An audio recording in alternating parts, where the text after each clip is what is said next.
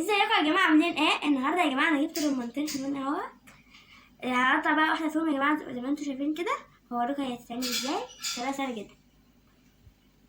اول حاجه يا جماعه نمسكها كده من الحته البوز ديت، اهم حاجه عشان تعرفوا تشيلوها. هنعمل كده، فكوا جامد يا جماعه عشان تعرفوا تشيلوها.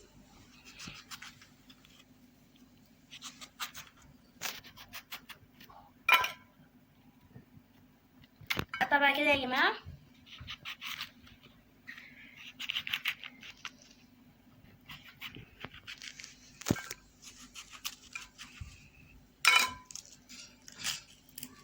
نبقى نفرطه بقى يا جماعه دلوقتي.